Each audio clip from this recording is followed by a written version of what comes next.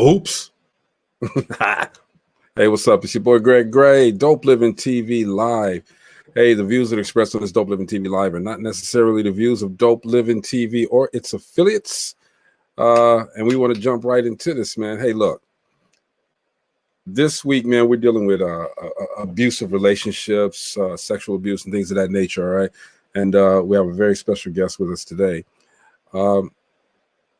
Some of the things that you may hear this week and even today may not be suitable for younger kids, all right? But we want to just make sure that we keep it 100, stay truthful and honest with you, because some of the stories that you might hear, some of the questions that might be taken, some of the expressions that might be given, may be shocking. But again, we want to make sure that we're telling you the truth and exposing everything that's wrong with sexual abuse, sexual situations, topics, okay, abusive situations, period, all right? What's going on, Chris Mills? What's going on, bro? Everything is good, man. Everything is good. Everything is good. So we're going to jump it right off, bro, all right? Let's welcome Miss Deondriea. Hey, D, how are you? I'm good. How are you? I'm good. So before we start, let me bring some other people on here. We got Dr. Jory Lynn. What's going on, Dr. Jory Lynn? Hey, trying to mute my TV. Yeah. Hey, Chris. Hey, Dr. Jory. Anything? Hey, you doing? Hey, Steve. Hello, my girl. How are you? I am wonderful. How are you? I'm hanging in there. Hey, I want to bring Miss Trisha Lynn on. Hey, Trish. Hey. Hope everybody's good. So yeah, we're discussing this week and issues dealing with sexual abuse, sexual situations, toxic situations. Deondriea has a story that she so graciously is going to share with us. Okay, and I gotta preface this by saying that when I put the post out last night, I put some of the wrong information on there, so I corrected it. Thank you, Dr. Jory Lynn, for getting me to the right place. It's a story about sexual trafficking. All right, Deondriea knows about it. Her daughter was involved in that situation, and it's a very interesting story. First of all, again, welcome to the show, Deondriea. Thank you. And at any time, Chris, Trisha, Dr. Jory, you guys want to interject and ask any questions, I spoke with Deondriea earlier today, and I let her know, with the situation, the way she told the story, I'm not going to sit up here. I'm not going to be PG. All right. Some of that stuff that she told me, Chris, Trisha. It's ridiculous. So let me just say this. I'm going to mute myself. And if I walk away, it's because I'm emotional. Because it's not only a part of my family. She is my soror. She is my friend. She is my confidant. She is my rider. She is. So because I am close to this, if I just walk away, don't mind me. If I click off for a minute, don't mind me. She knows that I have not absorbed it all yet, and she understands. Okay. And I just found out about it, and I told her a couple of things about how I feel, and I know Chris feels the same way, and I'm pretty sure Trisha, who has daughters of her own, she probably feel this too. So, Deondriea, let me start off by asking you, can you give us a pre-story, maybe? I guess the best story that I can give you is my daughter's 29, and about 3 years ago, I had a phone call at about 3 a.m. And anyone who is a parent, especially of adult children, the last thing you want is a police phone call in the middle of the night. And the officer explained to me that he received a phone call of what he thought was a domestic violence case. But once he entered the room, there was evidence of sex trafficking. And I'm like, like what? And he said, I can't talk to you about it because it's an active investigation, but I will call a friend of mine at the FBI and I'll get back to you. So to fast forward, without talking to my daughter, without knowing any details or what's going on, the officer did follow back up with me to let me know that the FBI would definitely pick up the case and drop, and so that means the state would drop the domestic violence charge. And from there, it was just a snowball effect. As a result of that situation, my daughter gave birth to a baby girl who is amazing, but as a result of the lifestyle, she was born with a birth defect, which means part of her brain is missing. So what that does is that affects her growth, her pituitary gland. It's just a plethora of things. So here it is. I had a 6-month-old that was dropped in my lap with this birth defect, not having anything more than a diaper bag and a baby in a car seat. So I was able to navigate and, of course, get the birth certificate, get her a Medicaid, and get her started on her series of specialists because she has to see a neurologist, an endocrinologist, a pulmonologist, the ENT, an ophthalmologist. I think that's all of them. And so, for the first 2 years, my focus had been on making sure my granddaughter was healthy. So she went from seeing her specialist, I call them her tour specialists, every 3 months to now she sees them annually. And she's doing well, she's thriving. And of course, her team of specialists say what they see on the film, on her MRIs, is not who they see in person. Prayerfully, there hadn't been any developmental delays so far. Haven't been able to identify any learning disabilities yet, and being prayerful that there won't be any. But then on the flip side of it, the trafficker has gone to jail. He was sentenced to 27 years and is not even eligible for parole for 23 years. And unfortunately, my daughter has not gotten out of the lifestyle. She's still living a life of prostitution. And it has really been a difficult situation because I'm stuck in the middle. And when I say I'm stuck in the middle, there's nothing greater than the love for your child. And then there's the love for your grandchild. And I have to do what's best for the baby because she can't speak up for herself because she can't make decisions on her own.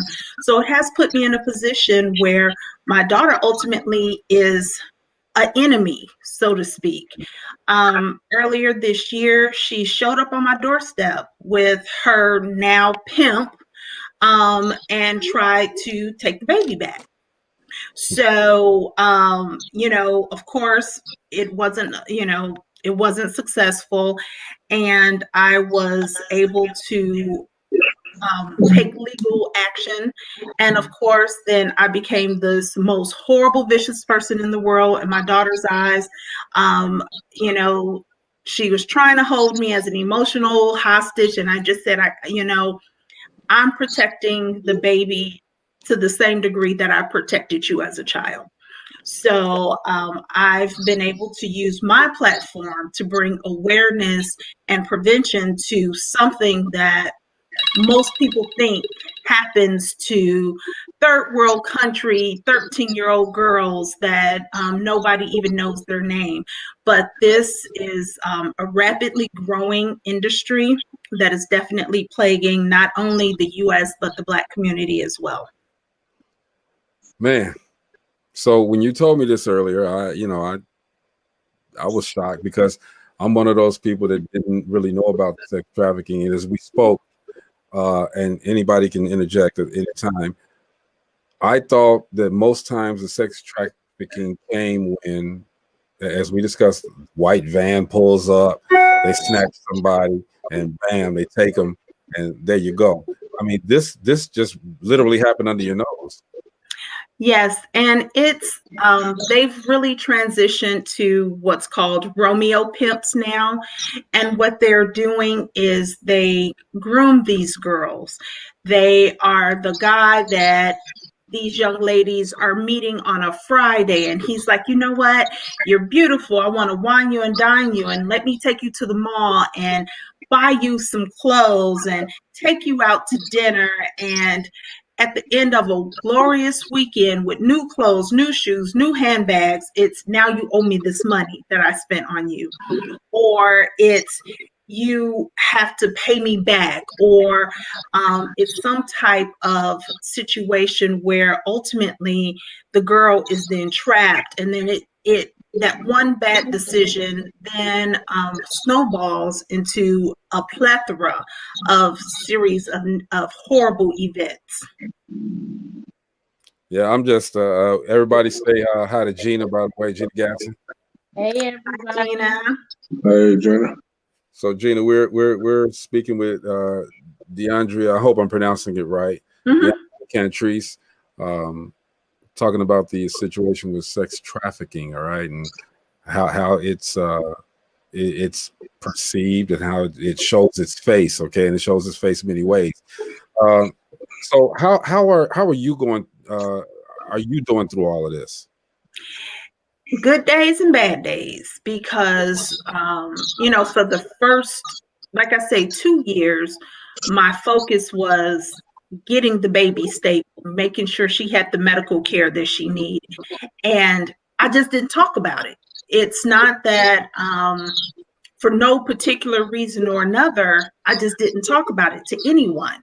And so probably I want to say maybe 3 or 4 people knew what was going on.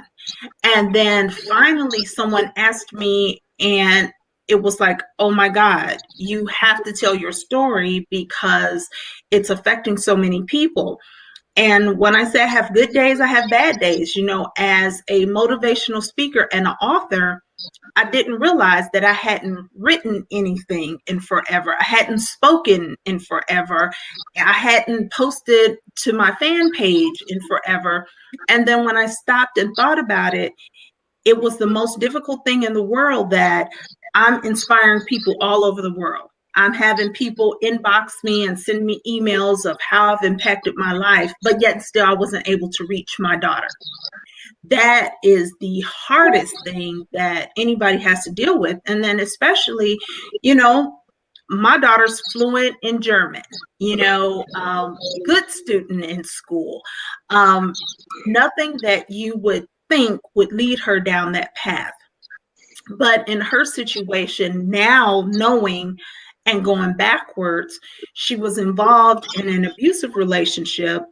And then this trafficker that began to groom her was beat up this guy that used to abuse her. And so she almost looked at him as, this is my savior. And to hear her talk about him, she's like, hey, he wanted to keep me safe. And I'm like, how's that safe? And, she would say, well, Mom, he would say the worst thing in the world he would never want to do is have to call you and tell you something had happened to me. But then to listen to the trial and over the phone, and to hear that there were times he kept her hogtied and he burned her and he raped her and so on and so forth. But in her mind, she was safe. And so that gives you that provides you with the level of mentality that these girls have, that, they're beaten down, not just physically, but emotionally and mentally, to the point that, they begin to believe this false sense of reality. That's crazy. I mean, I know you've lived it and you're listening to it, but that's crazy to me. It's ridiculous. So do you have a relationship with your daughter right now? Not really. She one thing she does do is she hasn't missed the baby's birthday yet. So she was here a couple of weeks ago. This was my first time seeing her since January. So I don't have a phone number for her. I don't know where she lives. So up until the second week of November, I didn't even know if she was dead or alive. I didn't know if COVID had impacted her. I didn't know. Last year, I probably saw her 4 or 5 times. So it's very, very difficult to not know where your child is, not knowing if she's healthy, knowing she's not getting the help that she needs, the rehabilitation that she needs. So it's like I said, I have my good days and I have my bad days. I have days where I look at the baby and she's such a phenomenal baby. And so she's the happiest baby you would ever want to see. And to know that my daughter's missing out on it, that she wasn't there for her first words, her first steps, her first tooth, or any of her first. It's been, like I say, some days are harder than others, but I'm able to make it through.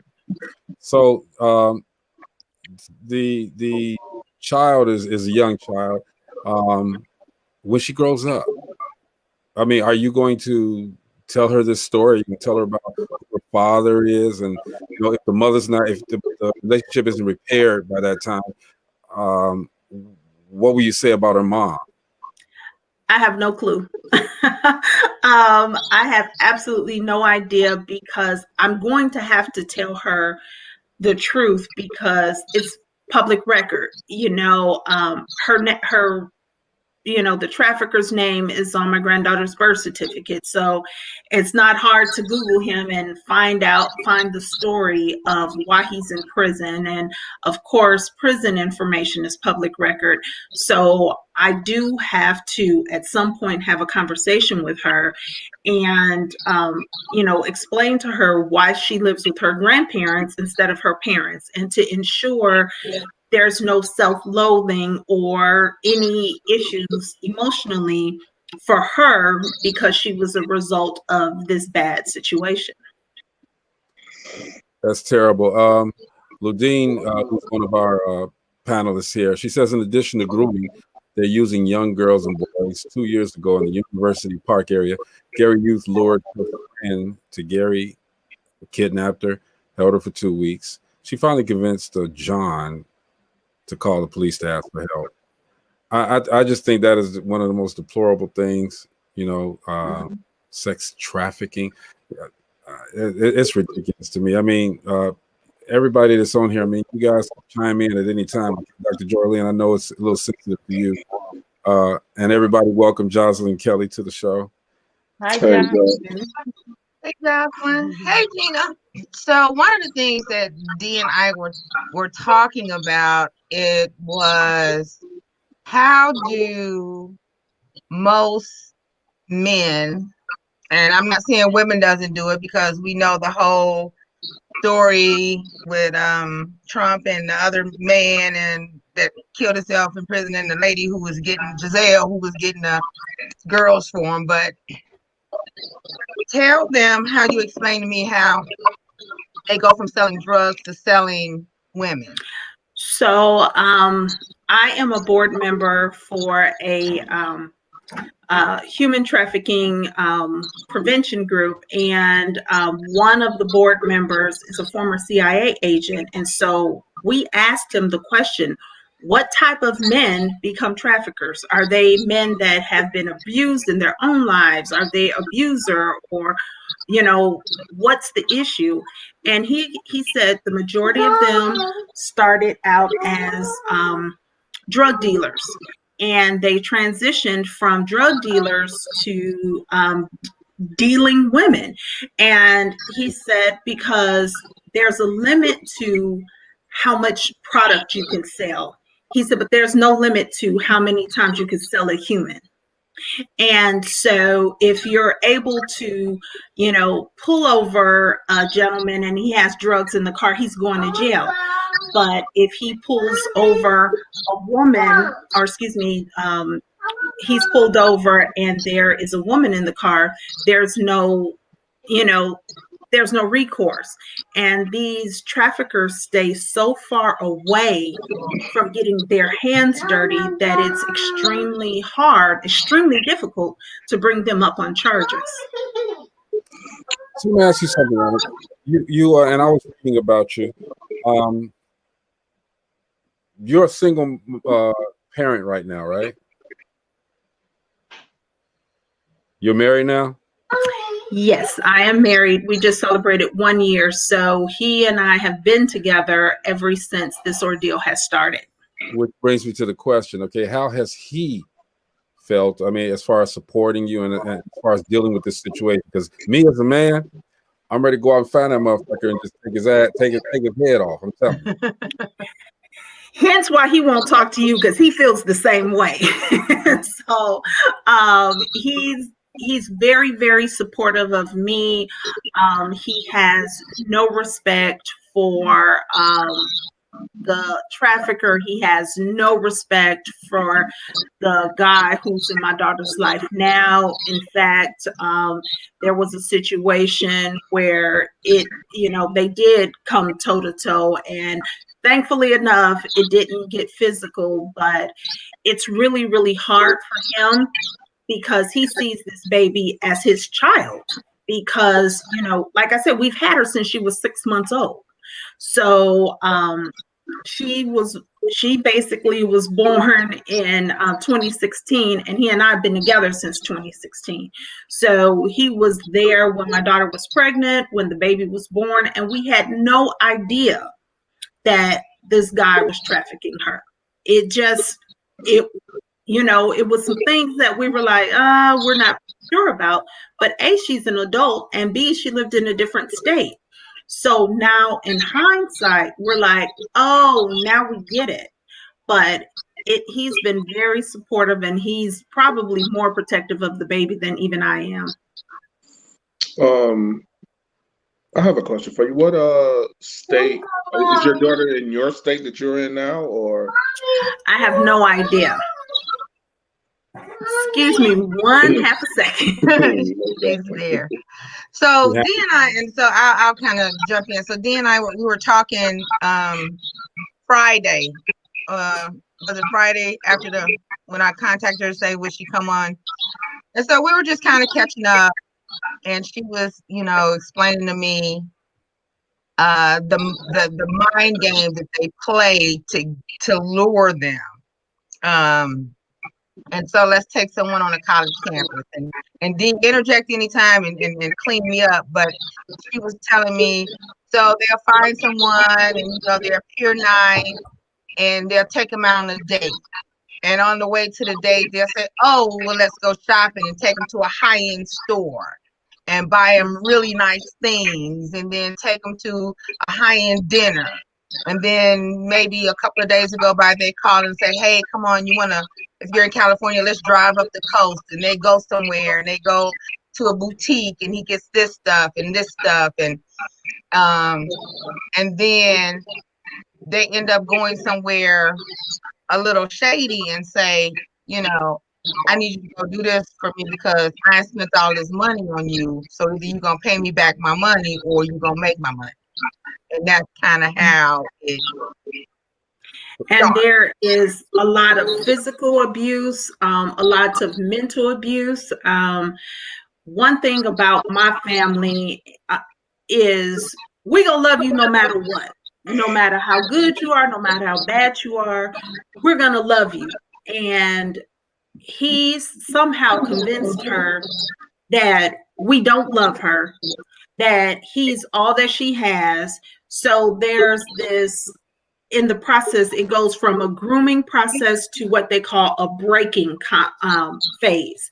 And they break them through physical abuse, through mental abuse, through drug abuse, through, I know for my daughter, she divulged what she had been through. So he used that tool to get to her, because usually they use, hey, I'm here. I'm going to protect you, but here I need you to do this thing for me. Or hey, we smoked this weed, and now dude want me to pay him back. Now here, just do this thing for me this one time. It's all those kinds of things that add up, and it progressively gets worse. And the more and more they're involved, the harder it is to get them out of that life. So she never. I mean, because I'm trying to wrap my head around this. As this stuff was happening to her, she's coming around you guys. She's calling you guys. She never said anything about or exhibited any kind of something, any signs. So she wasn't coming around. I thought she was living in Alabama, and then I needed to mail her something, and then that's when she came clean that she was really living in New Mexico. And then from there, had never met this guy. I found out she was pregnant. I got a phone call, Mom, he's doing this. I left Dallas, drove to pick her up in New Mexico, and drove back home immediately. And we kept her away for a couple weeks, and then she went back. And what I did learn is that whole thing of trying to get away, the threats. Well, I'll kill your family, I'll do these things, I know where your mother lives, and so on and so forth. So they use all these tactics. And again, at this point, she was 7-8 months pregnant. And of course, we didn't know. We thought he was a little bit controlling for our taste, but nothing that would make us say, okay, she's there against her will. So look, am I to understand that punk ass number 2 got her away from punk ass number 1, right? Yep. And punk ass number 1 took her ass whooping, right? Yep. From punk ass number 2. Yep. So I think it's only fair that punk ass number 2 gets an ass whooping too. Well, thank goodness. I agree with you, but except, okay, take it in there. Except he's doing 27 years federal time. So that's a victory. If you know somebody, that's a victory. But to me, that's a hollow victory, right there. To me, I mean, that's my, because you guys have gone through a lot. All right. I was going to say the question that I have is, so the second guy that's doing time right now, punk ass number 2, so she's still continuing to do what she was doing, like he's still out. Yes, she's still living. She's free, but still living a life of prostitution.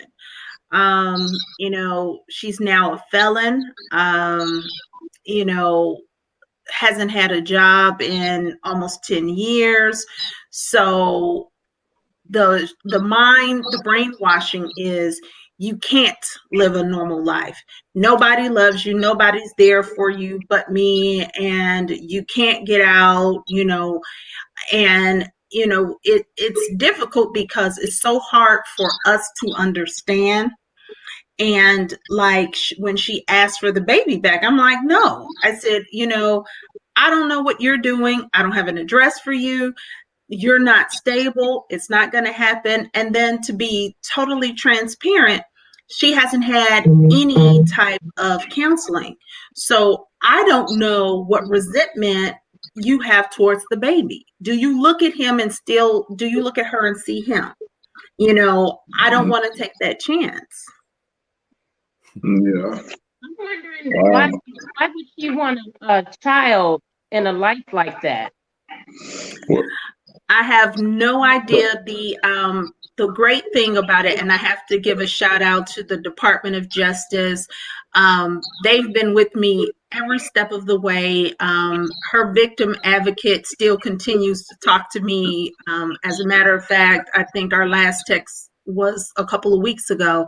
And what she explained is there is a benefit somewhere to having the baby. She said either it's housing, either it's, child pornography, or whatever it is. It's some benefit to getting the baby, because it was this guy that was actually pushing the envelope for her to get the baby back, more so than my daughter. And I'm like, I don't know you, and hell no, it's not going to happen. And so, I went to court, and, of course, she was angry with me, sent me a scathing email of how I'm so horrible. And as she put it, I'm capitalizing on her trauma. And I'm trying to figure out how I'm capitalizing on her trauma when, I have $1,000 a month tuition bill for the baby, and, I get no benefits for the baby. I had to pay court fees, I have to take off time from my job to take her to see, these specialists. Just last week, we were at the doctor for 4 hours. Next week she goes to see 2 more of her specialists. So it's no benefit in it. So I don't understand how she thinks it's a benefit. Like I told her, my entire life has changed. My children are grown. And so for me to go from an empty nest to the full-time parent of a toddler has been an extreme adjustment. I can't even just go get my nails done without thinking of the baby first. So it's trying, and it's difficult to still try to maintain that relationship with my daughter when she's not open to it. I think one of the hardest things for us as parents to accept is that we a lot of times we feel once we save you, then everything should start to be okay. Mm-hmm. And in this situation, he's in jail, the baby is safe. You should be able to pull it together now because I've saved you. And it doesn't always happen that way. It's like, what more outside of praying without ceasing can be done? Right. Yeah. Right. And, have you tried to get your daughter counseling? Well, we can't even get her. Like I say, I have no idea where she lives or where she's been living for the last 3 years. Luckily, we were able to finagle a couple of things and find a last known address for her. And it wasn't her address. It was the parent of a friend of someone, but we knew she had at one point received mail there. But it's, she tried to commit suicide about a year and a half ago. And once you try to commit suicide, they automatically took her to a mental health hospital. Well, she didn't want to stay. And, she was able to, she was released after 7 days. And the thing about it is, like I say, my daughter is extremely smart.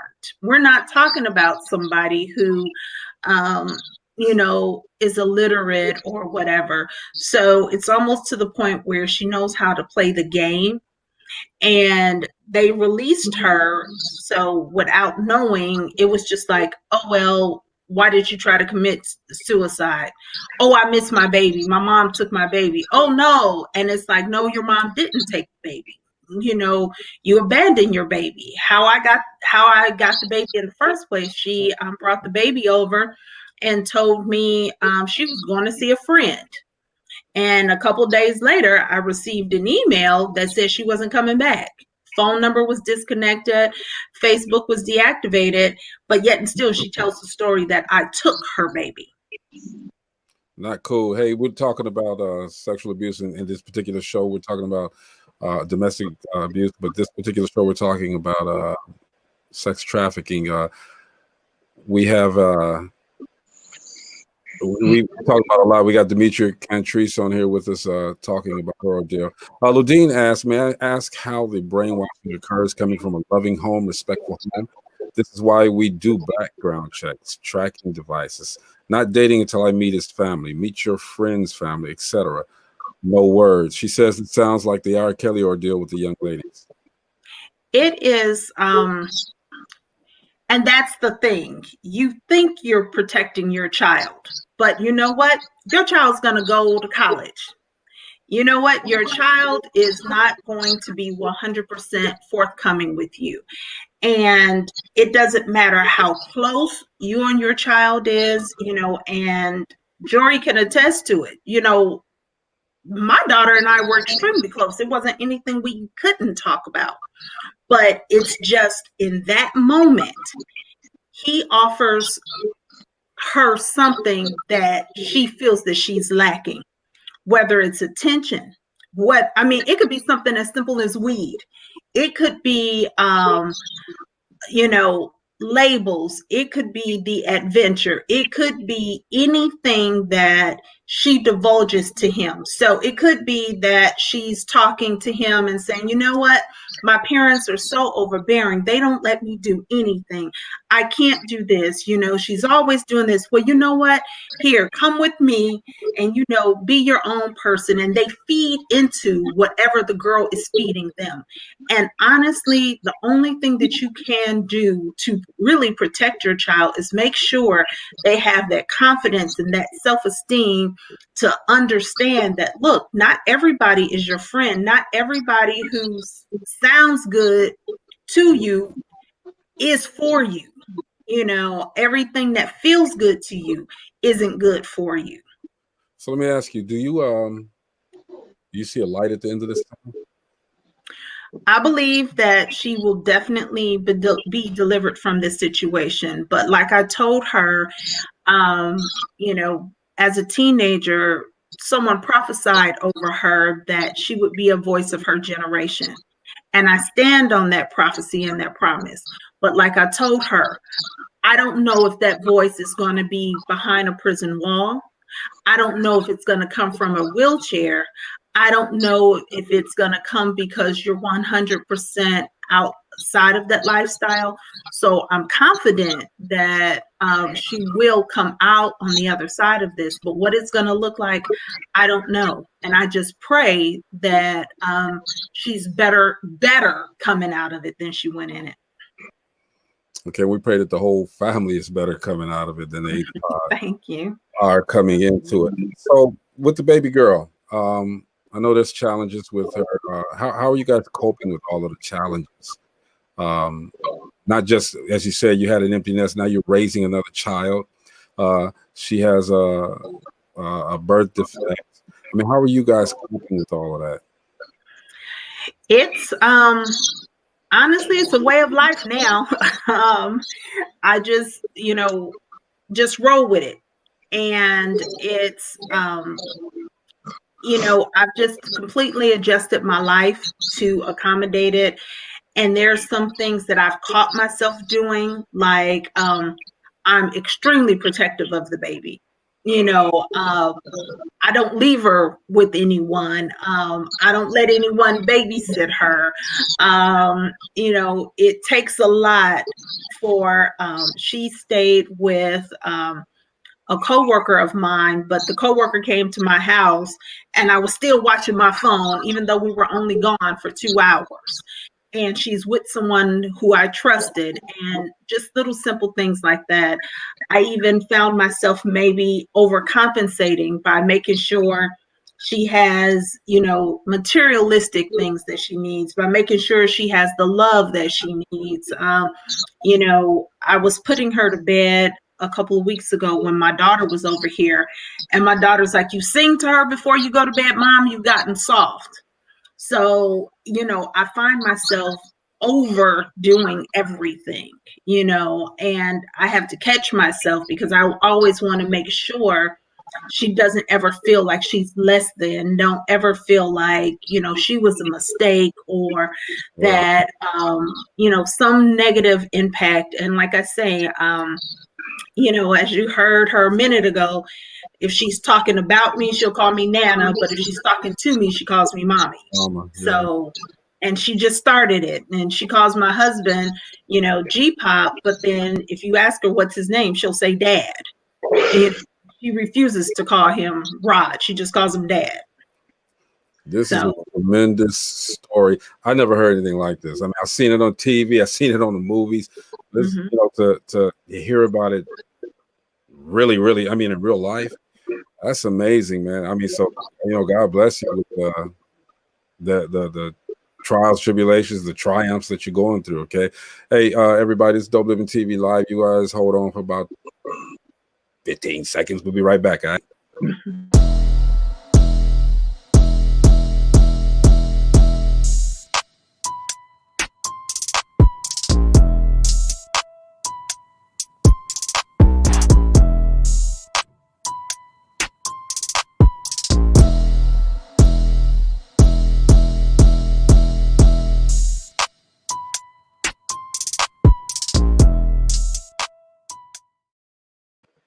Check it. So we're back. So everybody now, so D, I call her D. I never call her Deondriea. I just call her D or sis. So hindsight is 2020. So we have people watching. We'll have people airing this. It's on different platforms. As mothers and fathers of daughters, what are some signs? What are some signs? Even if they're off in college, even if they're 27, like mine, what are some signs that says, hey, if you got a funny feeling about it, you need to act on it? Some of the things to be conscious of, I will say, is extravagant gifts. Okay. One of the things I will say is trust your gut. The guy who, and like I said, if I think back, I should have done more when I suspected abuse with, guy number one. I should have done more because how I kind of suspected, but again, we're talking about somebody who's grown. I noticed that she had bruises. She was at the house one day and she had on a sports bra and she had bruises like underneath her arm on her ribs, somewhere where I'm like, how would you have a bruise there? Even if you're playing around with someone, you fall, it was in such a awkward place. And she explained it away. And when I did confront the guy about it, he was like, oh, we were playing around. And he was like, I love her. I would never put my hands on her. And I should have, looking back, done more at that point, because I believe that became the catalyst of what was to come, because now she felt like she didn't have the courage to get away from this guy. And, he was very respectable to me. There was nothing. It was, yes, ma'am. Look at me in my eye. Can I help you with that, Miss D? I mean, there's nothing that I would have thought in a million years that she was going through what she was going through. And especially when she's collaborating with him and corroborating his story. How old is the guy? He, I think now is about 36 and my daughter's 29. So he learned his Sodom and Gomorrah ways early, huh? Yeah. So he's been convicted of trafficking 2 women. So he won't get out for a very, very long time. And what's crazy to me is, I don't know if any of you are familiar with that show Love After Lockup. And these guys, in jail, befriend women. He actually has one of those pen pal profiles that says, ladies, don't be, concerned about the date, and I'm appealing the charges. And it makes me wonder how many women would fall for this guy. One of the things I wanted to add, when he wanted the baby more than she wanted to get it out, from doing research and watching a documentary on it, I believe I guess he can get more from child, and I hate to say it this way, but get more from child prostitution or whatever you want to call it than he can with her. Mm-hmm. And that's one of the reasons why he was probably trying to get the baby back. Yeah. And I mean, and it's starting her off young too. You know what I'm saying? Yeah. And that's sick in the head to me. Dude, yeah, normalizing the lifestyle. Yes, definitely. And it's like, no, sorry. It's not going to happen. And if, over my dead body. And when she did not tell the police the truth, when, they came, because she actually showed up on my doorstep with the police and with this pimp. And I said, if you have to take her to foster care, but I refuse to let her go with them. This is a story, man. Everybody, let's welcome Ludine to the show. Hey, Ludine. Story. This is a story. Trisha, and the thing that really I think pierces me is that this could be anybody's daughter. It's not absolutely. It's not the daughter that the mom is on crack or the home is broken up. This could be anybody's daughter. Trisha Lee got two beautiful daughters. How's this story? I mean, how you feel? I got three. I'm sorry. How's this making you feel though? I mean, for me, I don't even know how I would handle any of that. I mean, I'll be in jail. I did have a dad in the picture, so I don't know how either one of us could handle if one of our daughters was out someplace. I don't know, because I have to know where everybody is at all times. So I'm calling, I'm checking, and they're pretty much grown, but I don't know how I would be able to handle if I didn't know where my child was. I probably would be in the institution. Yeah, that's one of my situations, because I have 3 daughters and a brand new granddaughter that's a week and a half years old now. Oh, congratulations! Thank you.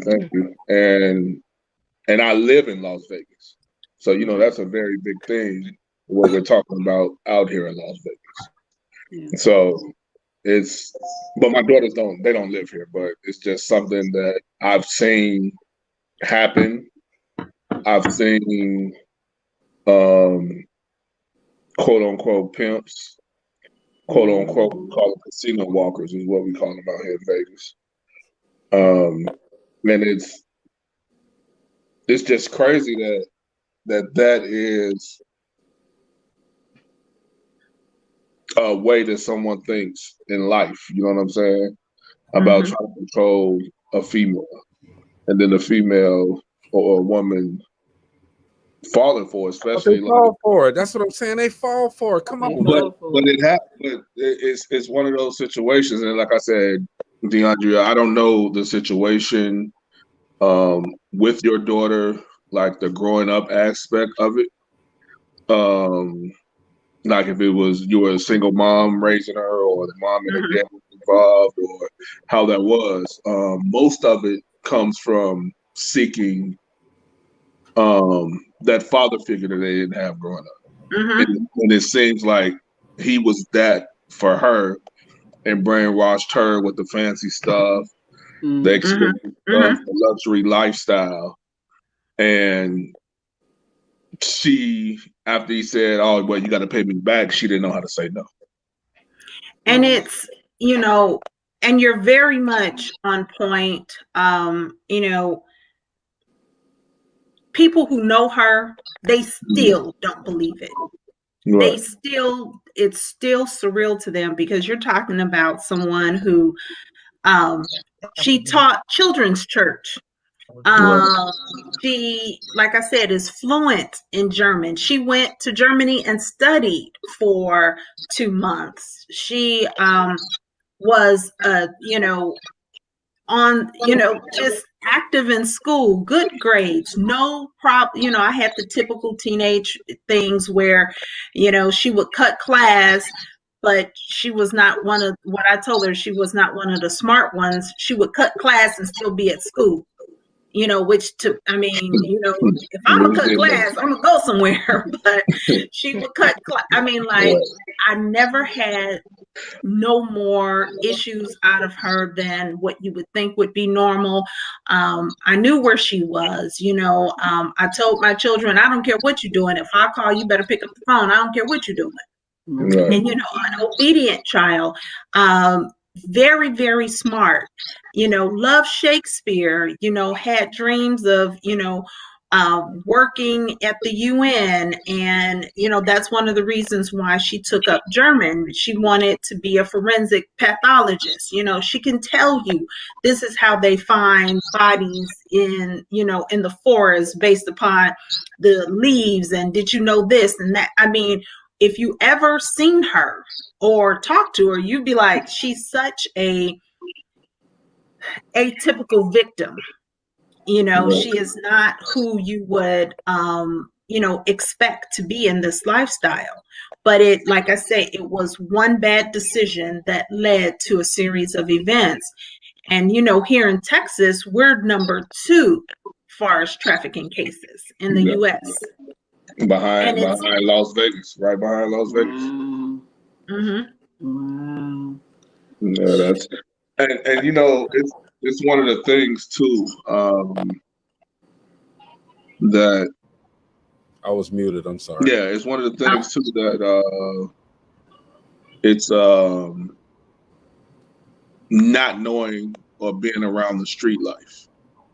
Yes. And to some people, and I'm not saying your daughter is one of those people, but for some people, not seeing it until you're an adult is fascinating to them. Right. And then they don't have the street knowledge. Exactly. Because, I was lucky enough to be born and raised in East Chicago, Indiana. I'm from Gary, so I know all about it. And although my dad had a tight leash on me, I was able to still see and hear the other side.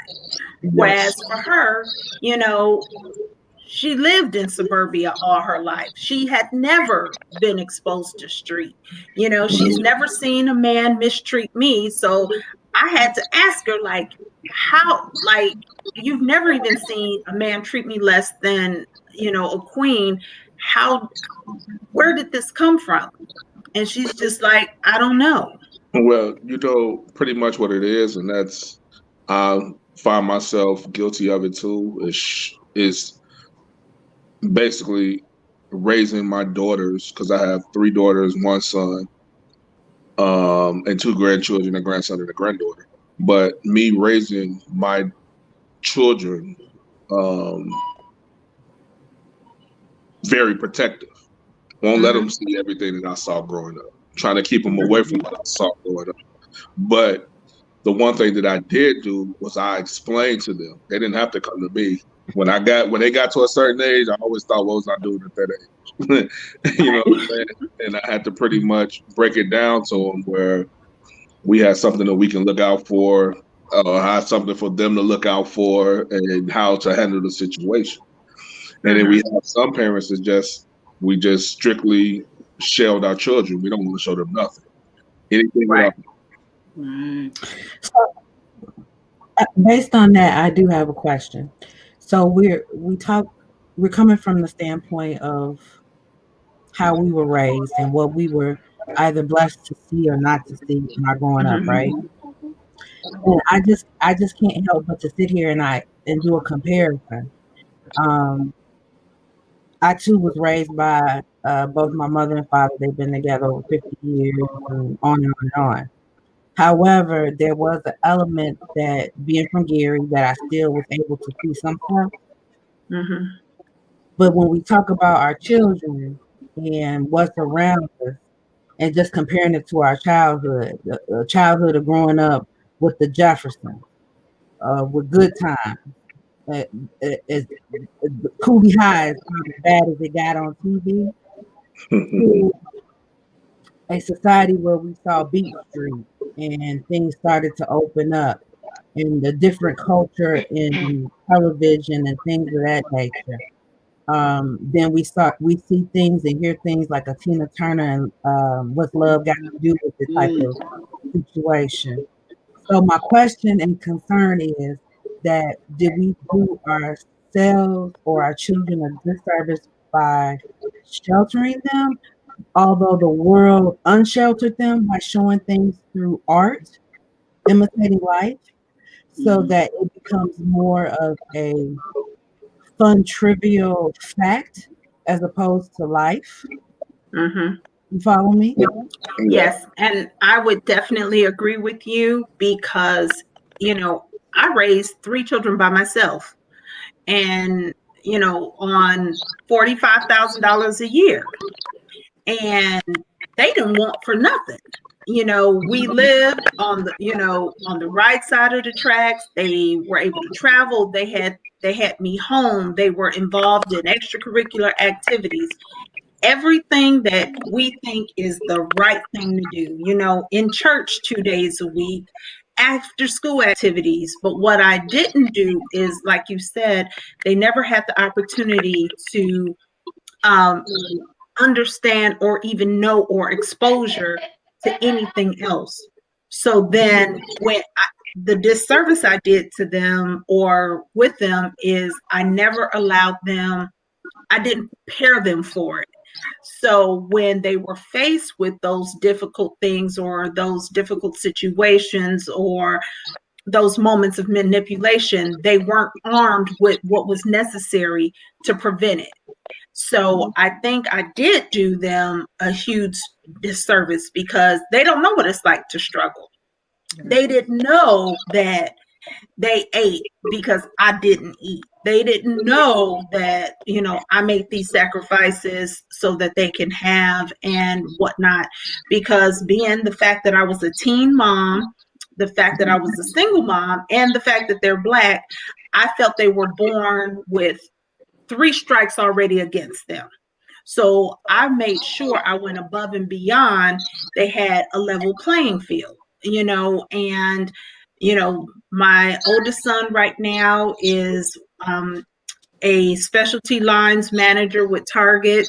My youngest son works for Goldman Sachs, and then my daughter is, doing what she's doing. So, I did prepare them for life to some degree, but, just in the mix of things, one fell through the cracks, for lack of a better term.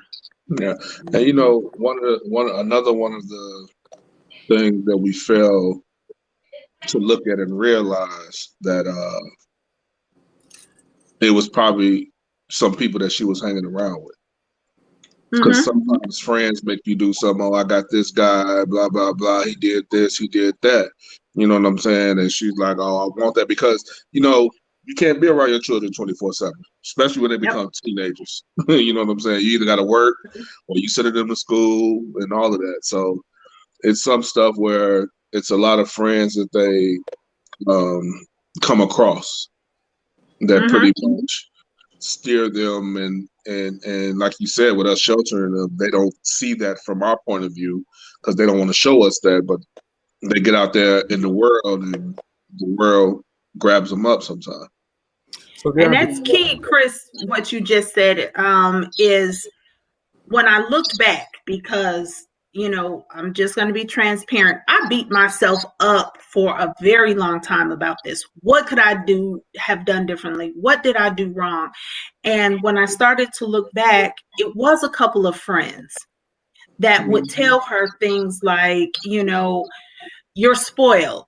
You think, so it's almost as though she had to prove she wasn't, you got it like that and we don't. Well, I'm gonna prove that I'm one of y'all. So I think a lot of that played a part of it. And even now, like I say, she goes through these moments of what I call clarity, and I'll have a conversation with her. It doesn't last long, but I'll tell her, I asked her, you're in this life and don't have anything in common with these girls. And, she'll say she's the only one that, as Trisha put it, her, mother's not on crack, father is not, been in and out of jail. None of the things that are common between the other girls she has in her life. And I asked her, I said, because you don't have anything in common with them, why do you still believe that that's your life? And she can't answer that question. So you go across, you speak to different people about this situation. Am I correct? Yes. And what's the reaction? Do you find a lot of people that are just as in amazement as we are? Yes, because I'll tell you, first and foremost, they don't think it happens to Black people. The other thing is we don't want to believe it, and we try to make excuses for it. Well, maybe, she was probably a runaway, or this person was probably that. And it's like, it's happening more and more to girls that you wouldn't suspect, at all, at all. And Greg made a good point, like at the beginning of the conversation. I think because we think it is the white van that pulls up and snatches somebody, we don't realize that they walking through the grocery store, getting a can of soup. Some guy say, "Oh, you look real cute. Give me your number. I'd like to take you out." And it can start as simple as that. We're as simple as that. Commercialized so much, and a drive-by grab, and not that it really starts off, with the, ill intentions, of a young girl who a cute dude has found them attractive, and they don't have a boyfriend, and they spend money on them, and it's as simple as that. Right. It goes back to the fundamentals of how do I see myself? How do I see myself? How do I value myself? Right. Am I that insignificant in terms of what I think of myself to say I need for Chris to tell me that I'm pretty for me to understand that I'm pretty today? Well, John, here's the problem. But here's the problem. The internet. So because here's the thing, when we was growing up, we didn't have this. And I tell my daughter all the time, I'm so glad we didn't have cameras when we was growing up. I'm so glad we didn't have cameras when we was growing up. No, you don't want on me, boy. But when you are challenged with every way you look, your hair, your makeup, big boobs, big ass, little waist, too tall, too short, shut up, Greg, we're not going there today. There's, you gotta be popular, you gotta have followers, you gotta have so many likes, you gotta be an influencer. We're here now. So I mean, we're here now, but the thing of it is how do we turn that corner? Because there's no going back. We are here right now, and that, in fact, unfortunately, is our reality. But the reality is that it's not valid to them coming from their parent because their parent is supposed to say it. I get it. But where do we? That's a good point. Going, you know what I'm saying? I understand all of that, but we got to keep the ball rolling. We know what the challenges are, but and then the other thing of it is that I agree with what you said, but I don't agree with what you said, because we live in a society now that, let me ask you this: you brush your teeth every morning, right? Okay. But is there a camera crew outside your bedroom window as soon as you turn on the light and turn on the water? But in this society, I got to go to Facebook. Yeah. And the thing of it is that, again, we're here. it's now and it's our reality. But how do we turn the tide so Well, these grandbaby let me, doesn't have to necessarily succumb to what her mom did? So how do we turn the tide? We are here. That's the $1 million question, Jocelyn. no, let me break it down That's for the you. $1 million question. Let me break it down for you because it's not a reality. It's a trend. It's not a reality because it's a lot of people, such as myself, that don't put my life on social media. But see, everybody wants to be famous. And they see when they start with these reality TV shows that anybody can be famous. Only thing you got to do is trend. And if you start trimming, you become trending, you become famous. And somehow, some way. So it takes us as parents, grandparents, and all of that to really just turn the tide. Yeah, we really just have to show our kids, our grandkids, grown, even if they're grown, we still have to show them that that's not what you have to do.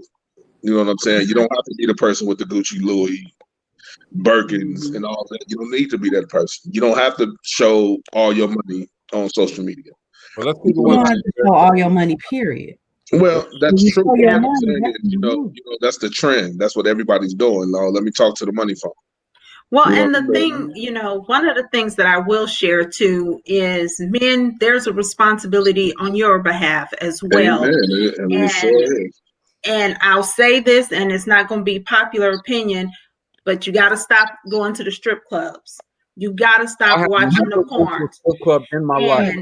Not you personally. Not you personally. We're going to let you have that. But what I will tell you is that stripping has now become glamorized. A lot of the girls in the strip clubs, a lot of the girls in the porno films are trafficked girls. A lot of them are underage girls. And so what happens, I put a statistic on my Facebook page today. Human trafficking is a $107 billion industry. Facts. Billion with a B. 99 billion of that comes from commercial.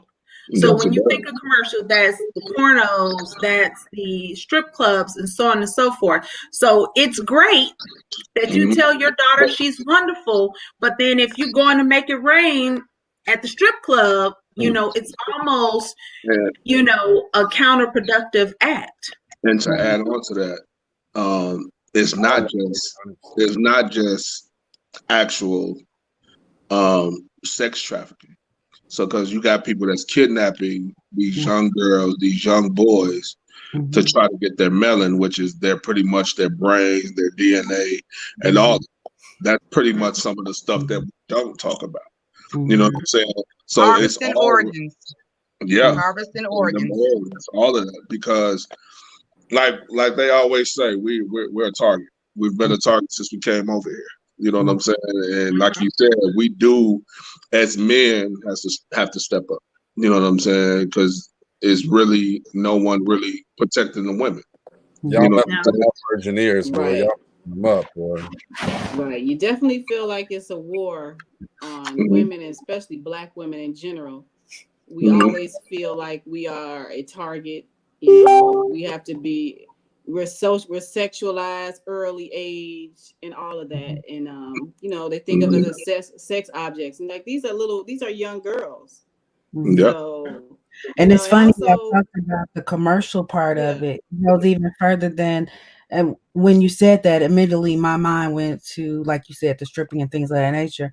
But then when I look at back in the day, I'm sorry, I'm in the back in the day kind of mood, I guess. You look at the perm boxes. There was a little girl with little pigtails. Now you see little girls with weave. Makeup. Maybe extensions. Makeup and all of that. Eyelash. I take it a step further. I was trying to find some tights for Easter and a fluffy dress, and I was like, they don't sell tights no more. Like, I just want the baby to have some tights and some patent leather shoes. 29 years ago when my daughter, she had the pink patent leather, the red, the black patent leather shoes, and I can't even find them. You know, one of the things that happened was it went from actual adults having babies or raising babies to actual babies raising babies. Mm-hmm. You know what I'm saying? And when it went to babies raising babies, the whole dress style changed. You know what I'm saying? Because it even goes for boys. That's you know what I'm saying? Are young men trafficked also? Yes. Yes. Oh, yeah. And it's not just sex trafficking, it's modern day slavery. You know, there's a lot that, you know, like I say, it's the fastest growing, most sophisticated crime that's out there right now. Yes, it is. That's crazy. And you know, my motto, everybody out here, if you want to know what's going on, follow the dollar bill. Yeah. Follow the dollar bill. It'll tell you a whole lot about what's going on. Yes, sir.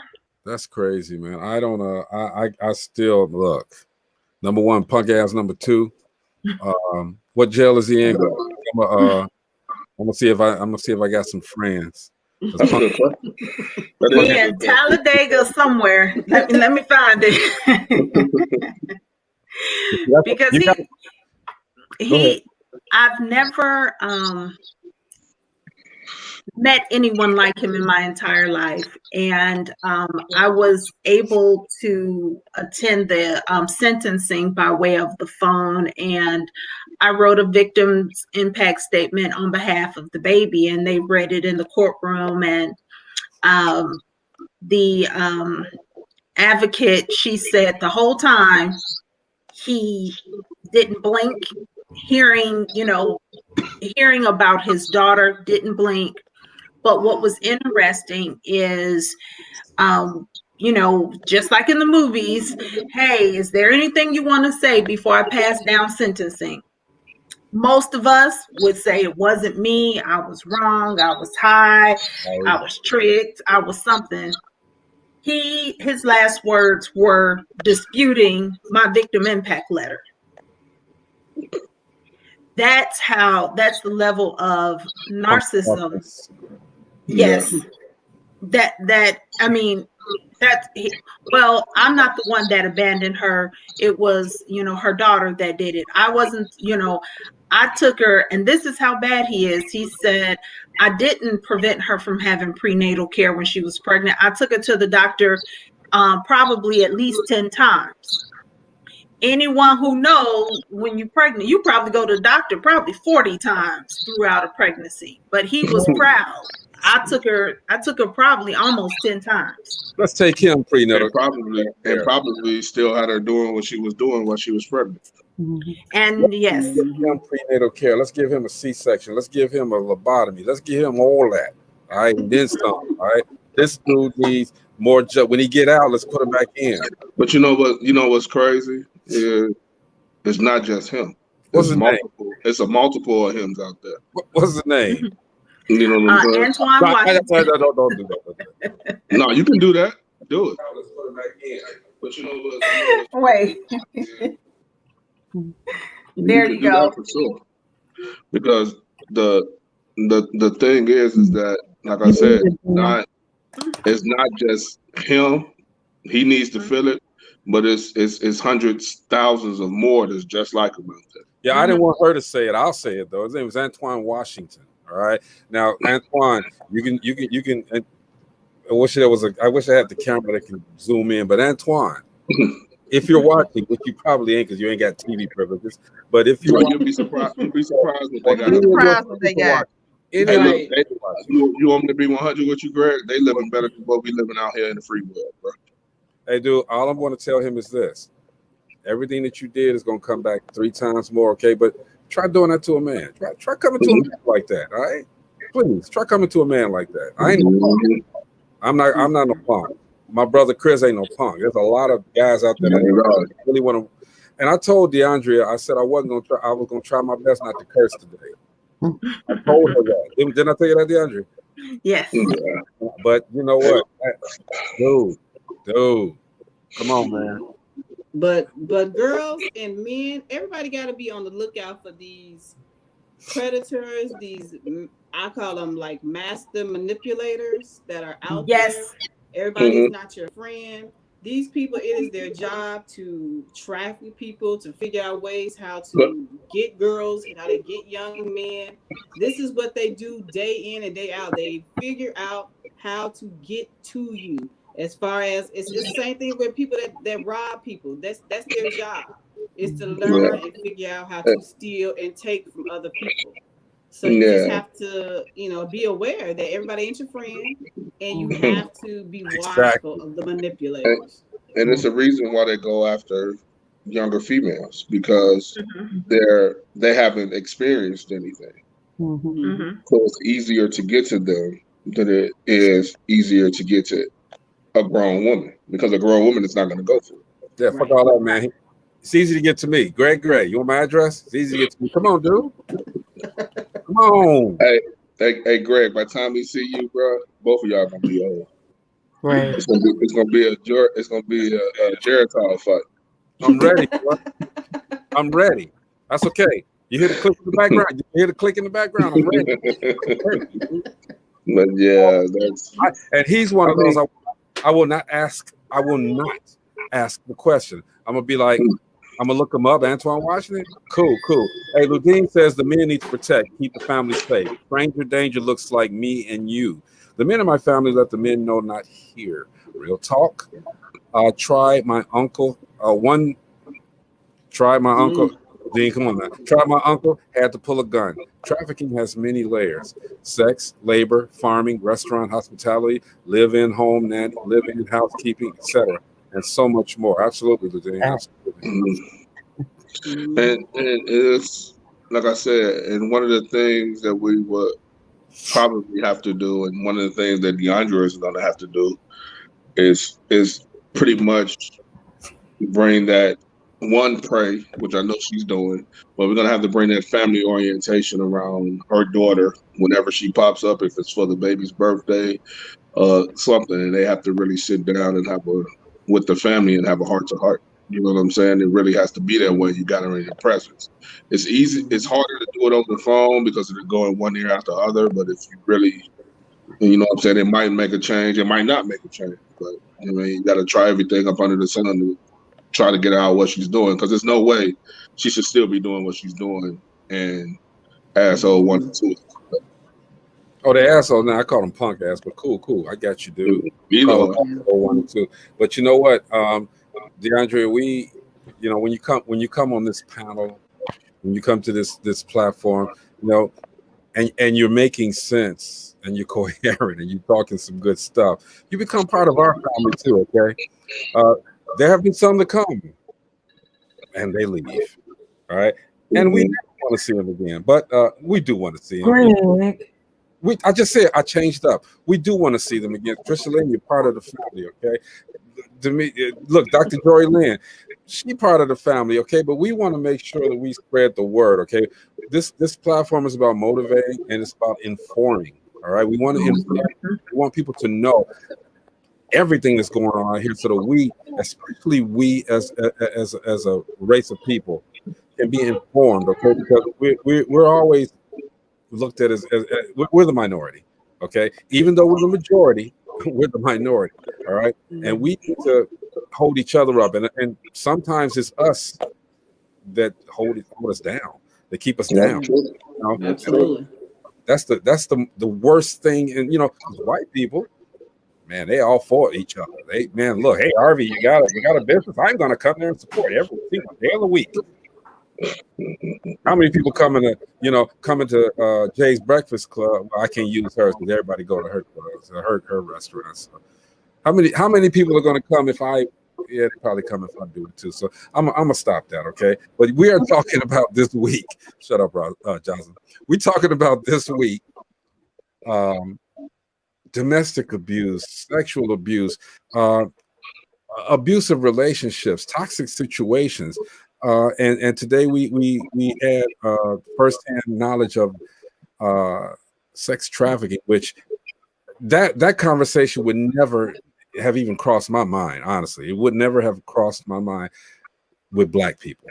Sex trafficking. But like I said before, bro, you'll be surprised, man. Like anything that you see going on with other races, happens with our race. No. It's not. Yes, everything, bro. Come on, man. You'll be surprised, bro. Come on, man. So we as black people, we still going to the haunted houses first? Yeah. They still, bro, you'll be surprised, fam. Like I said, it's just not commercialized, as they say. Mm-hmm. You know what I'm saying? It's not real news unless we're getting shot and killed, bro. Well, I mean, that's every day. Matter of fact, while we were on, I just heard somebody capping, man, for real. And that's huh? Where are you? I'm still in Gary. Oh. Yeah. And I heard somebody capping. See, in my community, you ain't gonna hear that. You hear people clapping. Hey, there's Greg. He's coming back. Well, yeah, you know, I don't hear that in Vegas. I heard that about 15 years since I've been out here. But, you know, growing up in Gary, it's like background. It's like adding on to instrumentals. You hear gunshots every day. You know what I'm saying? You get used to it. So, and it's not nothing we should get used to. It's nothing we should never get used to. But growing up in the inner city, you're used to it. But I would never have thought of putting black people and sex trafficking together. I would never have even thought about that, man. Seriously. Well, I mean, to be honest though, Greg, actually, that's how we ended up. Part of the reason that's how we got here. I mean, just call a spade a spade. No, you gotta realize somebody on the inside sold out somebody on the outside, and they're gonna put you on a boat. Oh, well, what they gonna put me on the boat for? They got something they want to show you. And you gotta also remember that was one of the ways they used to buck, dehumanize us. That's the way they used to do to us, bro. It ain't new. But it ain't new. It's been going on for a while. But I thought that we, you know, and maybe we were just, as you guys are talking about, maybe we were just sheltered and spoiled. We didn't see. It wasn't. Remember, they never taught us that in their history books. In their history, they never taught us our history. They told us their history. They never told us our history. Right. You know, we didn't get African American history, and it was only for a semester in high school until my senior year. I'm gonna tell you something. I could make it even better than that, Chris. I didn't get it until I went to Spelman. Yeah, see, and I didn't get that at Roosevelt until my senior year in high school. I got it in North Carolina. I didn't get it in high school. Yeah, I got it. They made it. It had to be a credit to graduate. We had 1 month, and every year I did a report on Harriet Tubman. Right. I had a report. I kept the same report probably for about 5 years. All I did was change the date on it. Turn it in. You can pick 5 black people. Like, thank you, doctor. It took me all the way up to my senior year to find out something that was outside of the norm of George Washington Carver, Martin Luther King, Harriet Tubman, Malcolm X. And you know what's crazy about that? Marcus Garvey. I really didn't get Malcolm X to my senior. I didn't get it till college. When I went to college, black people. I didn't get it till my senior year. When we started, they made us sit there and watch. I think that's when. I don't think it was the Malcolm X movie, but it was another movie that just came out with Malcolm X. I think it was his autobiography they did. Reverend Laurie, Lord's blessings. So, y'all. Well, D, I would just like to personally thank you as my friend for coming on and sharing your story. Huh? How you going to end the show? I'm not ending the show. I just want to get my thank yous in. And Deondriea, I don't know if you heard what I said. Okay, Chris. Dr. Jory Lynn was still talking. Go ahead. Oh, I'm sorry. Go ahead. No, y'all just cut me off. I'm done. No, see. Well, she sounded like she ended the show. Thank you for all the sponsors. Thank you for coming. No, I just wanted to thank her because she knows that one, I rarely talk to her about this because I get emotional. So, I only smoked 4 cigarettes and had 3 cups of coffee. So personally, I think I did really good today. Probably had some lunch too. Hey man, look, y'all don't understand. This morning at the crack of the ass, all right, George, because I had it wrong on the post. Oh no, I saw it. She came at me ASAP. Woo! I was like, hold on. My equilibrium was off. My toenail. I'm sorry. Okay, my bad. All right. Well, but I knew this. I knew when we were talking last week, and Jocelyn, she's trying to have people in their emotions all week long. I am empowered. This is that week, right? Yeah, it's that week. That's why I was like all week long. Hey, look, I've been watching it over the whole weekend. I think I'm gonna have to pass on Thursday. I don't think I'm gonna be able to do it. So,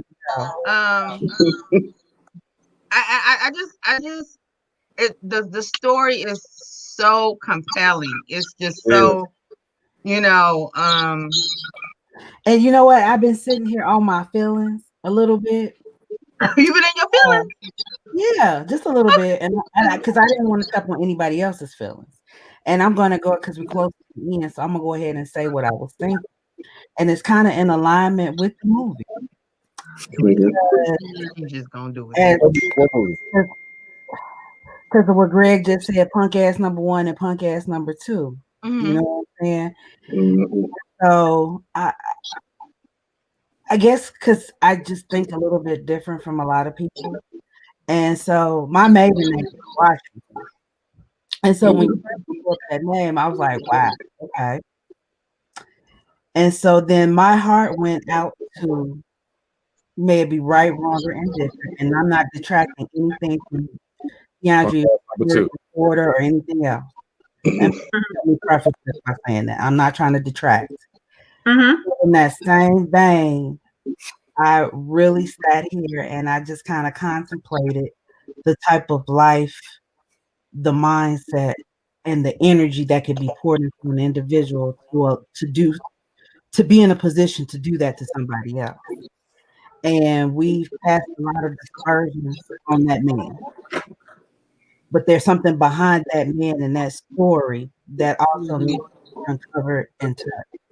Oh, it's definitely something underneath the iceberg, because you see the iceberg, but you don't see the layers that's underneath it. We're saying the same thing. And so in my heart, of course, my heart is reaching out to the baby first, because that's the most innocent. That baby did not ask to be here. The baby did not be impacted by any of this. But then the other side of it is that, and we'll get into it when we talk about the movie. How is it? What were the seeds that were planted? What was the turmoil? What was the oil? What was the vinegar that was poured all into the wounds of this individual to make them even think or feel that it was okay to do what they've done? If that makes sense. And so my spiritual self, I immediately went into my own self and my own prayer, saying, you know what?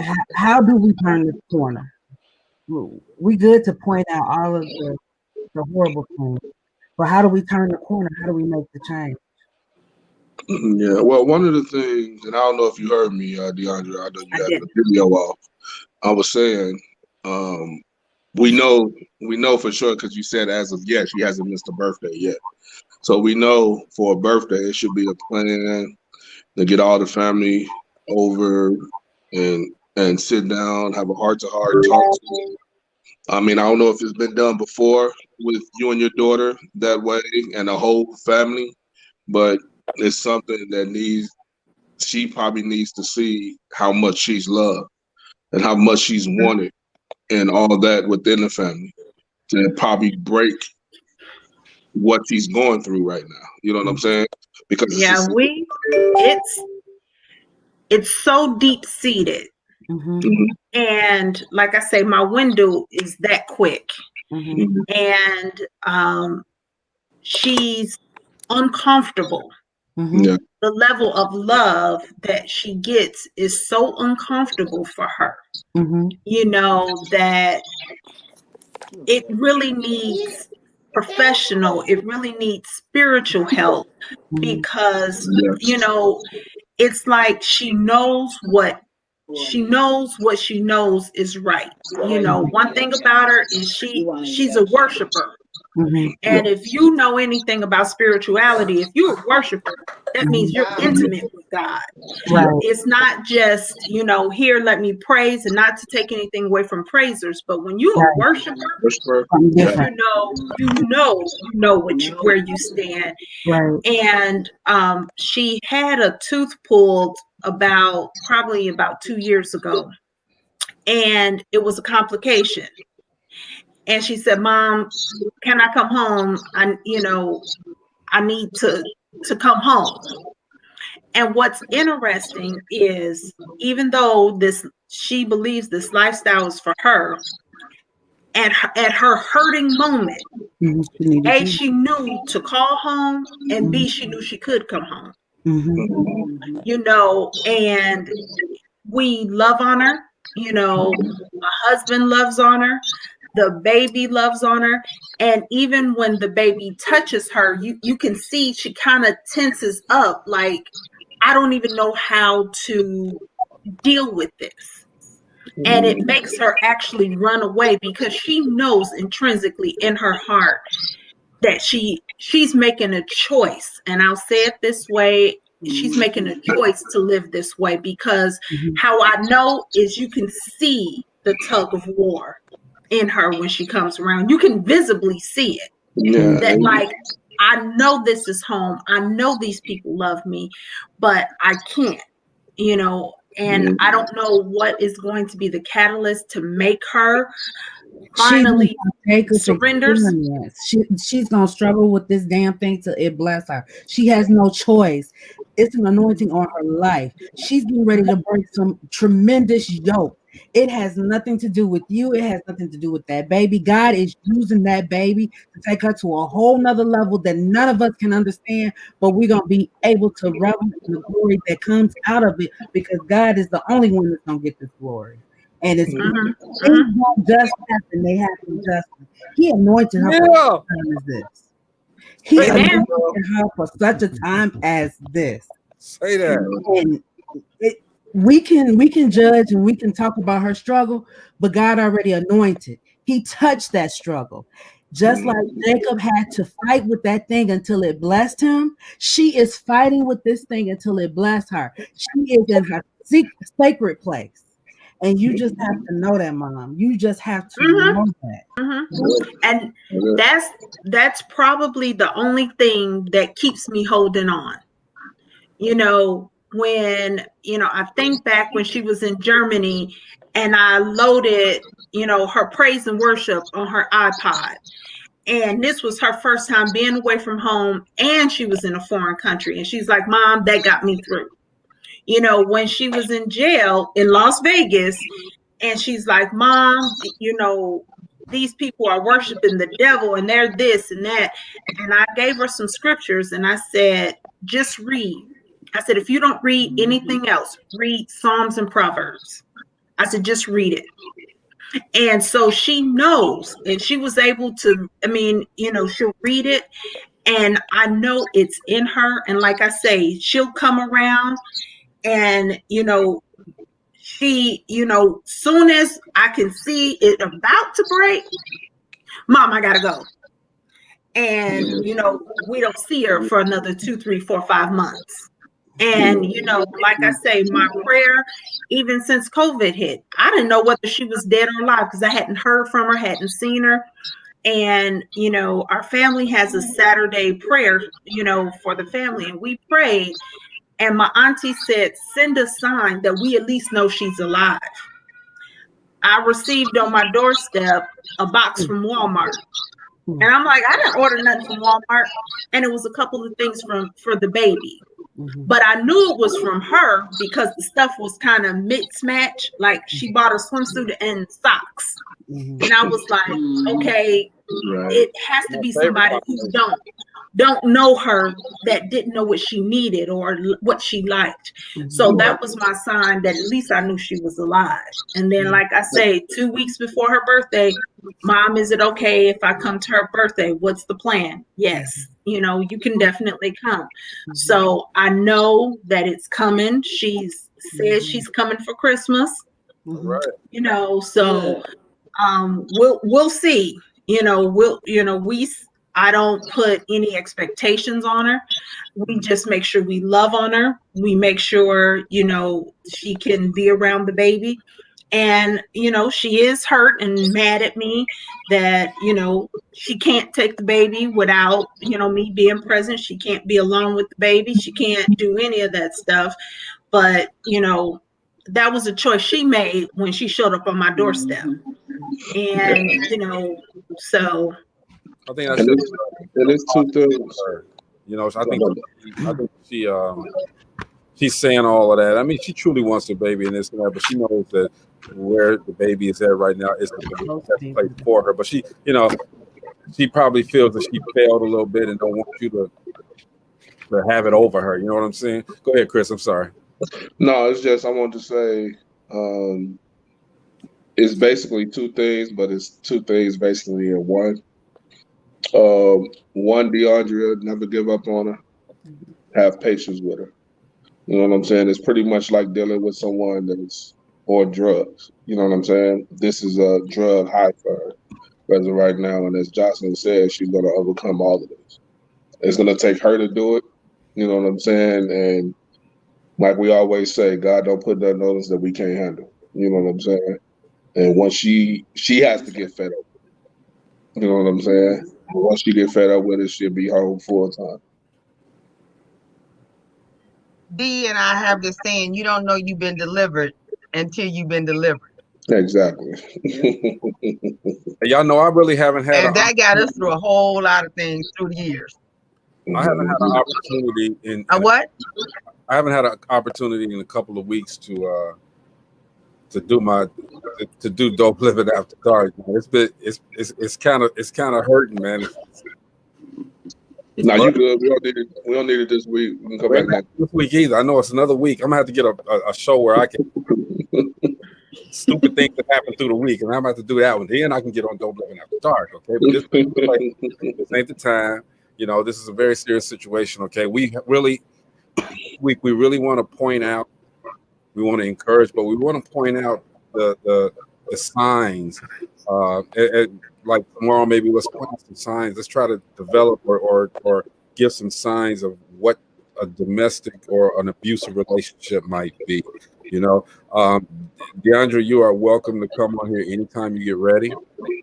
I mean, think about it. We let Dr. Joy Lynn on, but anytime you want to come on, it's fine. Trisha Lynn, come on. We love the panel as it grows. We like to have panels that grow. We said Dr. Joy Lynn is part of the family because she's very opinionated. Okay, and the story really,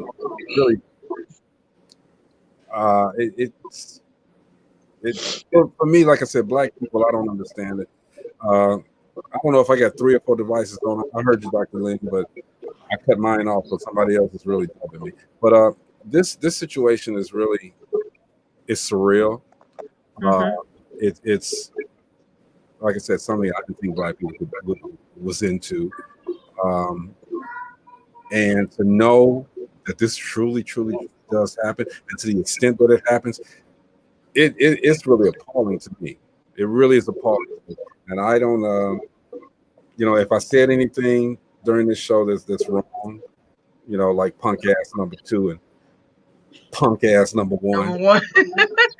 No, that was warranted. That's not wrong. That was warranted. But Greg, it's interesting that you don't think it happens when pimping is glorified. Pimping is pimping. This is just another level of pimping.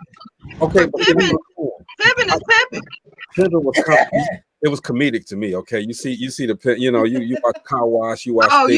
No. I've been to a couple. I've been to a couple players' balls. I ain't gonna even lie to you, and that stuff is for real. Chris, I know. I've interviewed Magic Bishop Magic Don Juan life. Okay, but my thing is this. Okay, to me, it's funny. Okay, but to really sink my head into it, and to hear this. And to understand that this stuff is not good. I never thought it was good, but to understand that it's ridiculous. That's it. It's blowing my mind right now. Because you know what they did in the 70s with black exploitation movies? They just took what was really going on in the real world and made movies out of it. Well, come on, like the Mac wasn't blowing up. Hell in Harlem. He wasn't blowing up. Gary. Well, I mean, like the Mac and they were funny movies. Even in Harlem Nights, Del Reese had her hoes. I mean, pimping is pimping. Sunshine. I mean, it's always been that way, but it's been commercialized so much people think it's watered down when it's for real. When it's actually on another level. Exactly. Even it goes with gangster rap, it goes with all that. It's so commercialized now that we still in shock when we see cops shooting black people. We still in shock though. Even though it's been going on for centuries. I feel like a white person now, man. I didn't know. Stop, Greg. Really?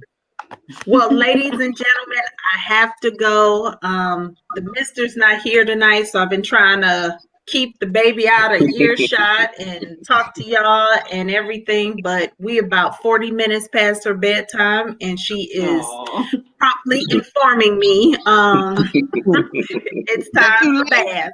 That you late, Nana. She is, yes. That's why I'm like, okay, hold on, y'all. I gotta go off mute and off the camera. As you hear, she yelling for me now. So thank you so much. I appreciate this opportunity.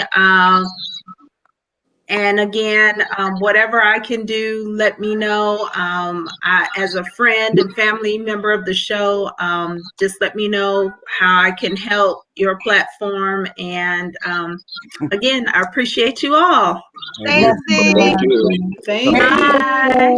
Always bye. Take care. Bye-bye. All right. So everybody, and we got to thank Dr. Joy Lynn for bringing her to us. Thank you, Dr. Joy Lynn. It's amazing. I don't know where I don't even remember how it came up like that. Okay, but you know what? It came up because Jocelyn wanted us to get in our feelings this week. The lies you tell. That was already. what you not gonna do? Look. Hey, Dr. Joy Lynn. Everything this week is Jocelyn's fault. I'm gonna tell you right now. Every time I get on here and something happens, it's Jocelyn's fault. Okay, but I need to tell you, Dr. Joy Lynn and Trisha Lynn, if y'all come, hey, I'm a Jocelyn. I want some of that land. Okay, Lynn. We got three Lynn's on here. But if y'all come to the Lynn regularly, Trisha Lynn, I'm telling you this too. Okay, you must create a sign. Okay, any piece of paper, preferably not school paper, but any piece of paper, and your sign must say what, Jocelyn? These are not my views. Gina? Gina said hers in mime. Because she's on mute. Look at her. I was wondering, I'm like, can they Not hear at all. me? I've been saying stuff and you guys just talked over me. And I'm like, what's going on? Gina stepped off that yellow. Gina Lynn. Gina Lynn. Yeah, I'm Gina Lynn tonight. Yeah, you take the part. And these are not my views. You take that's all good. I felt ignored. I really did. I'm like, why can't I get a word in? I was getting ready to remove her from the thing. I'm like, what is she saying? Hey, I was like, Gina is quiet today. What is going on? Gina Lynn. It's so many times I was saying something and Greg cut me off, Jory cut me off. When I get in. These are not my views. Your spot, but you don't have to. You don't have to. You don't have to worry. You don't have to worry about this until Friday, maybe. Maybe. And Friday, Trisha Lynn, just so you know, it's freestyle. So we talk about any and everything, and that's when it gets really, really, really terrible. But Trisha, have you watched the movie The Shack? Have you seen the movie The Shack? Okay, so it is your responsibility, privilege, and gift that you need to go and research the movie called The Shack and have it watched prior to the 10th, because we're going to have a full-fledged discussion on the 10th. Jory Lynn, move your hand. I don't think I'm going to make that. You're going to make it, Chris Lynn. I think I got to work late that day. No, you don't, Jory Lynn. Anybody that don't make it. I got to work late. Ludine Bedallion. You must come back. You got to come back and discuss the movie too. All right. Yeah. Sounds good. But when you say it's Freestyle Friday, is this gonna be like rated? Is this gonna be like a PG-13 rated R? Is it gonna be on later than 7 o'clock? Yeah. Just how you all of that. All of it. No, it's going to be 100 with you. It don't get like that until probably after 8 o'clock. Okay. Okay, so let me share something. So, when I was growing up, I love to play cards. Well, I love to play Big West. I don't play that punk ass spade shit. I play Big West. I said it. Those my views. I'm cool with it. Anyway, I like Big West, but so they got a lot of card games. So I'm scrolling through, and I found these. Can you see? It says tonight. Let's talk, and it's one is a friend. One is a friendship edition. What is it? Where is it going? I'm waiting to see the other one is an erotic edition, and it's just like different topics to talk about.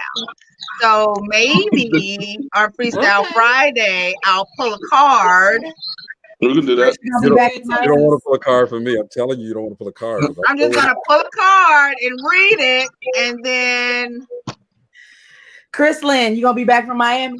We'll see what it goes. Did you say Chris Lynn? Who? You, Chris Lynn. Oh, get back from Miami. I ain't been to Miami. Yeah, I'm just that ain't what we heard. No, we got jokes. We got jokes on Monday. We got you do look a little tan, Chris. On Monday After Dark edition. Look, Chris, you do look a little tan. Edition. My melanin stay pop. Greg Lynn, you ready for that, Greg Lynn? I got you. Greg Lynn ready for any goddamn. Yep, so it's a game night edition and it's an after dark edition. So hey, but have y'all seen Black Uno? No, Chris Lynn, where is that? Black Uno? Black Uno? They got a game. They took Uno to a whole different level. Oh, I'm going to buy it. Of course they did. I'm going to buy it. I got the game. I haven't heard of that one. No, Black Uno is basically Uno, right? Mm-hmm. But they don't. It's more. They got draw 8, draw 6, draw 10. But they also have addition. Well, a part of it. Where you have to answer black questions. Oh. Okay. See, I do better. The black card revoked that. I haven't heard of that game. I got Uno Dare, but I don't have Black Uno. I'm gonna have to go get that. Yeah. So y'all know how y'all got these little widgets on here? These little widgets, I said. Widgets? Yeah. On your, you can put a widget, a meme, basically. Okay. Mm-hmm. They got midget widgets. Greg Lynn, it's time to go to bed. They about this big. Greg Lynn. Yes. I'm losing power on my phone. What? Y'all just don't. You know what? Y'all gonna film me before the week. Look, Friday. I don't know if I gotta be on here Thursday with Jocelyn. I might not come on Friday. I might be recovering. It's the Yeah, everybody calling off on Friday. We all gonna be in somebody's therapist office. It's domestic. Johnson, I already went out and got me a bottle of wine. That's so sad. That's so sad. Shoot, they got drunk. They got Crown and Coke in the can now, so I might stop. We're gonna all be on here except for me. We're gonna all be on here. I don't Shaq, fuck a Shaq, man. Right. Let me get my stuff and sit it right here in front of me. And then Friday we come on for domestic midget abuse to make sure that we can talk about from 5'10" to 4'3". We're gonna do domestic midget abuse, okay? Because I have a guest that's coming on that is 4'2" tall, has been abused by somebody 4'2.5" tall. Where's everybody going? Trish, this is when you cut your camera off. Y'all don't get it. Y'all don't get it. And your mic, which mine was already off. Richard, you see how they treat you, friend? That ain't good, is it? It ain't good at all. Love. It's all love. That ain't no damn love. Look at this. Chris about to pop off too. This ain't no damn love. This is hate right here. Hey, y'all. I love that new picture. Go ahead, Jenny. You know what? I'm on my new phone and everything is just like out of whack. So I was on my other phone earlier when I and I got kicked off. It overheated. It's like, okay, I'm done. It overheated and it kicked me out. The old phone. The old phone. I had logged on the old phone. Did you have it hooked up to the charger? No. No. And then I got this message that said your phone is overheating and your apps are about to shut down, and it did. Just all of a sudden, I was kicked out. Was jealous of your new phone, so when it got heated. That's what I said. Yeah. It got heated and mad. Ludine says she has brown, red, white liquor, and she has weed. We ready for DC? I think we should all be at Ludine's house. Let's get a show from Ludine's house. She over there. Ludine got everything. She over there interracial drinking and playing the flower. Dude, she don't discriminate. She got white liquor. She got brown liquor. She got red liquor.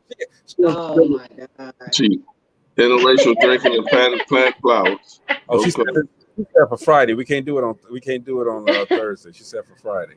Oh Jesus. And you know what? We do have to watch this movie now, everybody. I don't care if you watched it before. We need to watch it again. The Shack, okay? Ophelia Umfufu is in there. What's her name? What's her name? Not Fufu. I forgot her name. Octavia Spencer. Yeah, that's the name. Octavia Spencer. Okay. Oh, y'all hear about Natalie? Yeah. Yeah. Who? The one that played in Bats with Halle Berry and played. Oh yeah. I was at work all day. Yeah, she passed away today. Oh wow. COVID? Yeah. No, they didn't say what it was. They just said she passed away. Cancer. I said colon cancer. She didn't play in Woo. She played in Baps, and she played in How to Be a Player. And she was in that Madea movie. Was the family reunion? Yeah. Whatever it was. Watched that today, actually. 54 years old. Yeah. She was how old? 54. 53. She was 50 something. Yeah, she was like 5'2". She was 4'11". 4'11". I'm sorry, that's good size. I knew you was gonna say that. That's not midget though. I didn't say the word didn't come out of my mouth. I just said it was good size. Anything under 5. Or anything under 5, man, that's beautiful. Anything under 5, beautiful. I dated a girl that was 6'1". I'm 6 feet even. I dated a girl You that's 6'1". are not 6 feet. Stop telling that lie. Duh. You want to come measure me? For what? Huh? Girl, please. That's only when it's cold outside. Anyway. But when we at the crib, boy, pump when you cooking, dog. Hey, seriously though, I am 6 feet. Even. This is why I smoke and drink. 6 feet. That's who, me? And Bedelia got weed. Yeah. I need to go to your house. Look at Trisha done clocked off now. I don't do that. Don't do that. And then she on mute just like Gina. Look at that. I'm good. Finna say you. Wait. Are you local or do you live far away? Like in Miami or something? No, Indiana. Oh, okay. Yeah. Why everybody from Miami now? Well, y'all love putting that name like that, don't y'all? All of these in the mirror appear to be larger than they actually are. That's only on the right side. You from the chat box. That's only on the other side of the passenger side of the car, Ludine. Don't even worry about that. I'm good. I like the way Jocelyn always lean back and hide under her name. I'm gonna have to figure out how she do that shit. I'm on the floor. Oh. I'm like, she always hiding under her name. I gotta figure out.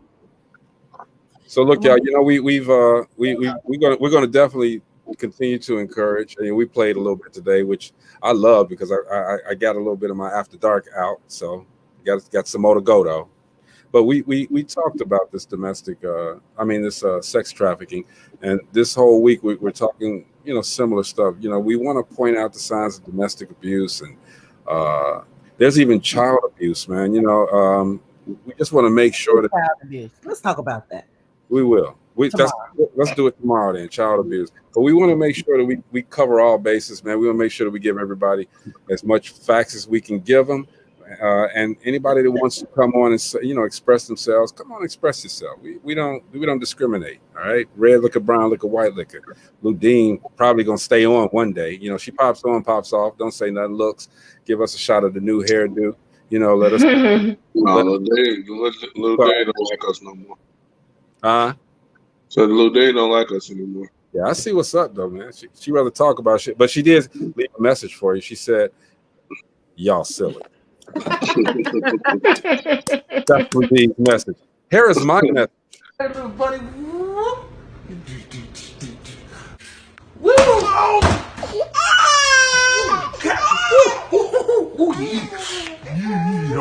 All right. Woo! Where's your mama? The funniest part. Abuse.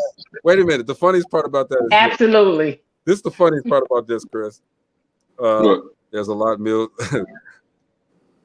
whenever we have somebody new on, their reaction. Okay, so you see Trisha Williams. Yeah, I know that's why you do it every time somebody new on. Somebody new on, I gotta play it, dude. So play the favorite one. I am. There you go. You're beautiful. You're smart. You're loved. This week we're great. You got this. You're a badass. You can do this. As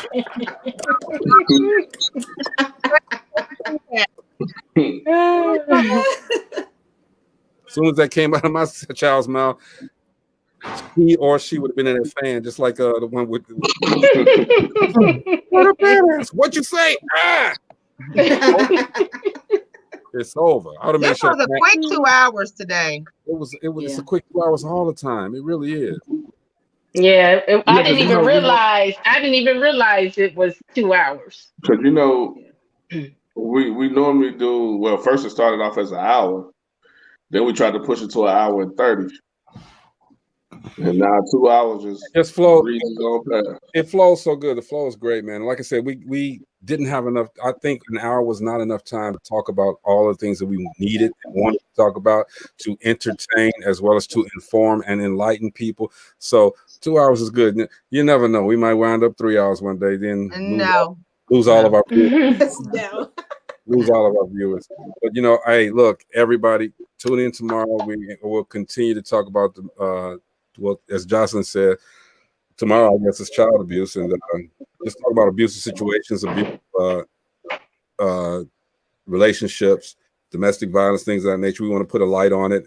Hopefully, we'll have a lot of different people coming on to talk about their experiences as well as solutions and ways that we can, see signs of this happening, so that we can keep people away. Men are victims of domestic violence as well. So we're going to talk about all of that tomorrow. There go Gina Gatson right there. That is Jocelyn R.W. Kelly. Thank you, Trisha Lynn. Come back tomorrow if you don't mind. Dr. Joy Lynn, it's a pleasure. Thank you for bringing Demetria to us. Chris Mills, these ain't Mills views, all right? I'm Greg Gray. This is DopelivenTV. We will see you guys tomorrow. Peace out. See ya. Peace out.